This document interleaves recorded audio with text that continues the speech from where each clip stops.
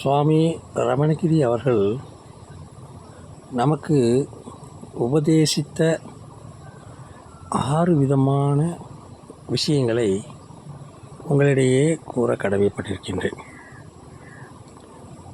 அதில் முதல் விஷயம், மனிதனும் தெய்வமாகலாம் என்று சுவாமி அவர்கள் கூறியிருக்கிறார். அதன்படியே இங்கே அன்பர்கள் வந்து அவரை வணங்கி செல்கின்றார்கள், குருவாக ஏற்றுக்கொண்டிருக்கிறார்கள், சகோதரராக சகோதரியாக எல்லா பவனிகளிலும் சுவாமி அவர்கள் அவர்களை ஏற்றுக்கொள்கின்றார்கள். அப்போ நாம் அது போன்று ஆவதற்கு என்ன செய்ய வேண்டும் என்று அவர்கள் கூறுகின்றார்கள்.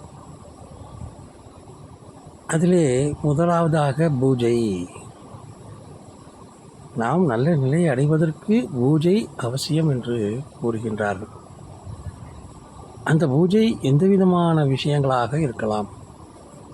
ஆனால் ஒவ்வொரு மனிதனும் பூஜை என்பதை அடிப்படையாக கற்றுக்கொள்ள வேண்டும், அதை தொடர்ந்து செய்ய வேண்டும் என்பது சுவாமிஜியுடைய உபதேசங்களிலே முதலாவதாக உள்ளது.